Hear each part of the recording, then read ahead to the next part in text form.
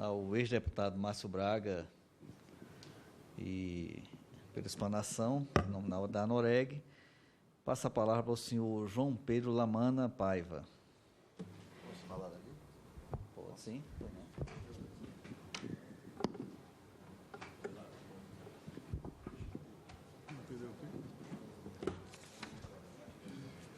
Senhoras e senhores, muito boa tarde. Eu gostaria de inicialmente cumprimentar a mesa através do presidente desta audiência pública, Benjamin Maranhão, ao relator, deputado Arthur Lira, e em nome desses dois eu cumprimento todos os outros deputados. E também gostaria de aqui prestar uma homenagem ao nosso deputado Marquesan, que teve a feliz ideia de requerer para que houvesse uma forma democrática de podermos expor tudo aquilo que é sobre a nossa atividade. E isso foi muito bom, deputado, e por isso nós estamos aqui. Uma abertura total para podermos chegar aonde nós queremos. Os enfoques que foram dados, os enfoques que foram dados até agora, inclusive na audiência anterior, foi com referência à taxa, foi com referência a tributo, foi com referência às concessões.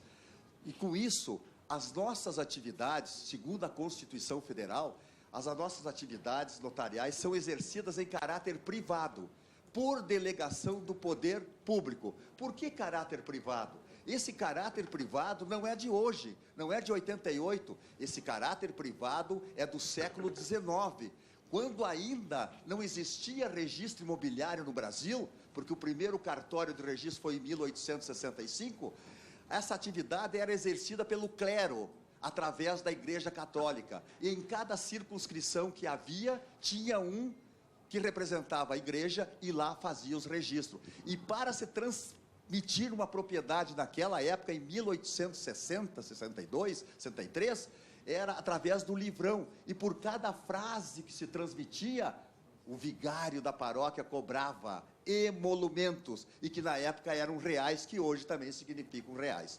Então, essa forma privada no Brasil sempre teve, nunca foi deixada de lado. Segundo, delegação, não se trata de concessão. Concessão, você tem que constituir uma pessoa jurídica, para poder se habilitar em qualquer momento. A delegação é um ato, uma atividade sui generis, que é delegada aos notários e registradores. Então, concessão, você participa através de audiências públicas para poder se habilitar. E essa delegação é dada à pessoa física, mediante concurso público de provas e títulos, que é muito difícil para poder exercê-lo. Então, como se vê, não se trata de concessão. Daí a razão de não haver licitação, pois o serviço é delegado para uma pessoa física, mediante concurso. Os registradores e tabeliães são profissionais do direito e detentores de fé pública. Poucos têm fé pública no Brasil, gente. E por que essa fé pública? Justamente os notários, os registradores, os escrivães, os oficiais de justiça são detentores de fé pública para poder dar aquela segurança jurídica aos usuários dos sistemas. Esta é a finalidade principal da nossa fé pública. E tem direito à percepção de emolumentos, conforme o artigo 28, pagos diretamente pelos usuários. Vejam só, o Estado não participa em nenhum momento com as nossas atividades em forma de pagamento de emolumentos. Quem paga os emolumentos são os usuários, mediante a utilização do ato praticado pelo notário ou pelo registrador. Daí a razão dos atos praticados. Quem somos? Na hipótese, o IRIB, o Instituto do Registro Imobiliário do Brasil. Foi criado e fundado em 1974. O Instituto do Registro Imobiliário do Brasil tem 41 anos. E posso dizer que é a maior entidade representativa de registradores das Américas. Não tem nenhum outro instituto igual ao Instituto do Registro Imobiliário do Brasil, que é o IRIB. A única entidade de representação nacional de oficiais de registro de imóveis, e atualmente nós somos 3.460 registradores, distribuídos no universo de 5.570 municípios, que é esse nosso continente, numa área de aproximadamente 8.300.000 quilômetros quadrados. São esses 3.460 registradores que transmitem a segurança jurídica aos usuários e aos seus proprietários. Entidade sem fim lucrativo, com sede em São Paulo e Brasília. Finalidades e objetivos: contribuir para o aperfeiçoamento profissional e jurídico dos registradores de imóveis do Brasil, além de aprimorar a modernização de técnicas de registro. Dispor doutrina para temas correlatos à atividade. Assessorar autoridades públicas e órgãos governamentais. Os senhores imaginam a quantidade de convênios que nós, tanto o Instituto do Registro Imobiliário do Brasil, como a nossa entidade máxima, que é a Noreg-BR, com convênios ajudando, implementando e participando da administração pública através das nossas atividades dentro das nossas comunidades. O reconhecimento do legislador. Vejam só, neste século XXI, os notários e registradores têm sido beneficiados, não é beneficiados, podemos dizer,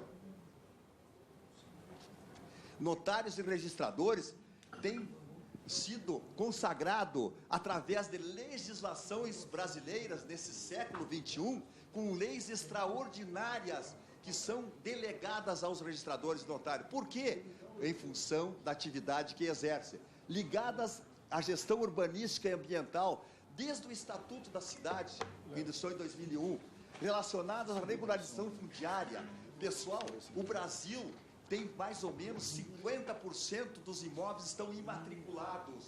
Há uma irregularidade generalizada. E quem é que regulariza esses imóveis? Os registradores imobiliários, juntamente com as prefeituras municipais. O processo de execução fiscal e financeira. E ainda os negócios imobiliários. O princípio da concentração, o novo Código de Processo Civil e a usucapião extrajudicial. Administração da atividade. A Lei 8.935 é a lei que regulamentou o artigo 236 da Constituição Federal. E lá no seu artigo 21, ela deu autonomia e independência aos registradores e notários. De que forma que foi dada essa independência e autonomia? O gerenciamento administrativo e financeiro dos serviços notariais e de registro é de responsabilidade exclusiva do respectivo titular, inclusive no que respeita às despesas de custeio, investimento e pessoal, cabendo estabelecer normas e condições. Vejam aqui, o registrador e o notário, eles têm um livro de receita e despesa, que mensalmente ele é verificado, sobrou, deu receita, deu renda, 27,5% é destinado diretamente à Receita Federal, que é o imposto de renda, a contribuição que nós temos. Registrador imobiliário custeia o quê? Funcionários, regime CLT, salário, INSS, fundo de garantia, transporte, alimentação, indenizações, assistência médica e demais benefícios.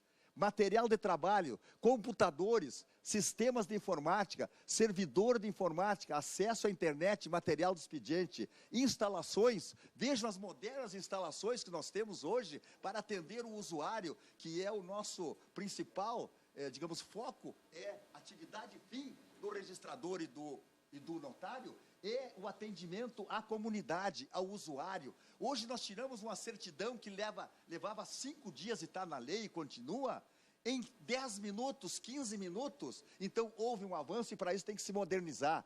Instalações, estabelecimentos imobiliário e novos registro eletrônico.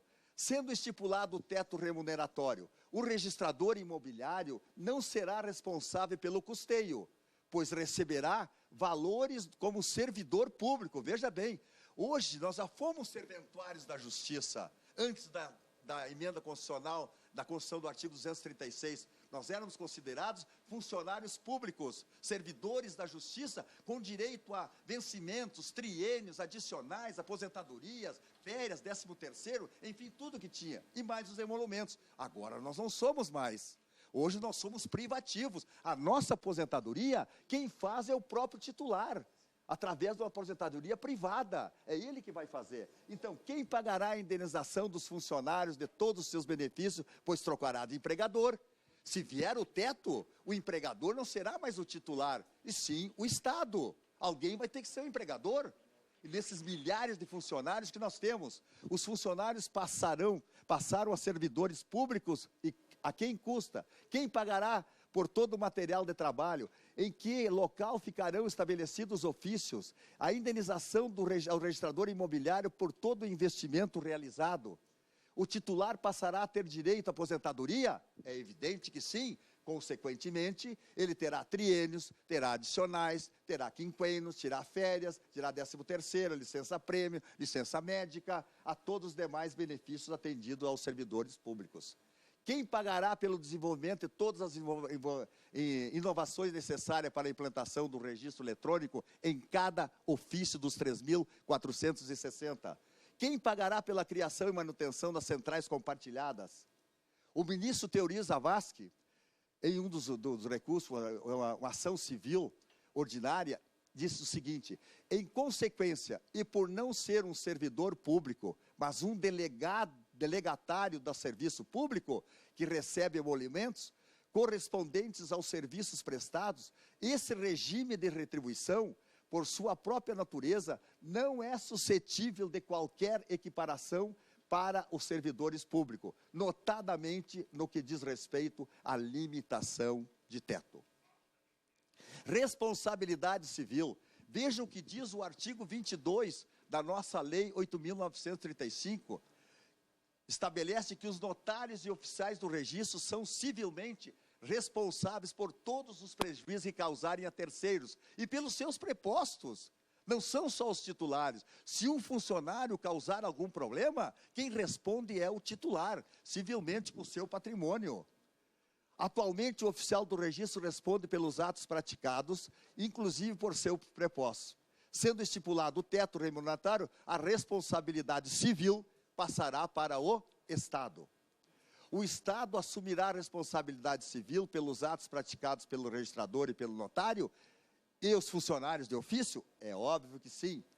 Transferindo os rendimentos, a responsabilidade ao Estado, opera-se autêntica oficialização ou estatização das serventias, contrariando o caráter privado, consagrado na Constituição Federal de 1988, num capítulo próprio e exclusivo, coisa que nunca se teve na Constituição Federal, e agora nós tivemos, porque sempre foi privada a nossa atividade. O retorno das serventias dos estados importa em sua responsabilização civil pelos atos, e os oficiais passam a ser servidores estaduais atípicos, o que a Constituinte não quis privatizar as serventias. Sequer há previsão orçamentária para as receitas oriundas de serventias, bem como previsão de despesas decorrentes da atividade. Inovações pela Lei 8.935, artigo 41. Esse artigo estabelece: incumbe aos notários e oficiais de registro praticar, independentemente de autorização, todos os atos previstos em lei necessária à organização da execução do serviço, podendo ainda adotar sistema de computação, microfilmagem, disco óptico e outros meios de adequação. A organização e execução dos serviços notariais registrais exigem investimentos em tecnologia informática de ponta. É indiscutível, senhores deputados e demais participantes, a relevância dos serviços notariais e de registro, e por isso mesmo legitima a cobrança dos emolumentos para a contraprestação pecuniária pela prestação desse trabalho. Como espécie tributária, deve ser em harmonia com as regras dos princípios relativos à temática. Como meio indispensável ao funcionamento do serviço, sua integridade deve ser necessariamente preservada. Os emolumentos, assim, não podem ser compreendidos como um sacrifício imposto ao Estado. Pelo contrário, são suportados pelos usuários e devem ser interpretados e compatibilizados com o sistema jurídico, de modo a preservar um padrão mínimo de justiça individual e social na sua utilização. Desta forma, senhor presidente, existe uma razão para que os serviços notariais e registrais sejam delegados a particulares, que é a proteção da propriedade privada e da ingerência política. A segurança jurídica, senhor relator Arthur Lira, envolvendo a propriedade privada, notadamente sob a responsabilidade dos registradores de imóveis e notários, tem que ser estatal, contudo, não pode ficar aos cuidados da administração pública, sujeitos à inerência política. Estabelecimento do teto remuneratório e o início do processo, o início do processo de enfraquecimento das instituições protetivas de propriedade privada, por via oblíqua. O teto remuneratório desnatura toda a concepção das instituições notarial e registral, porque retira do notário e registrador a autonomia gerencial e, por consequência, a funcional. Por fim, são dois pilares que dão suporte à eficiência e à eficácia dos serviços. Se o notário e o registrador perderem a capacidade de contratar pessoas de sua confiança e ajustar a remuneração com eles, ficarão impossibilitados de fazer a gestão autônoma, o que refletirá na execução da atividade. Muito obrigado pela deferência e obrigado pela essa oportunidade em poder estar aqui e transmitir alguns detalhes. Senhor João Pedro Lamana.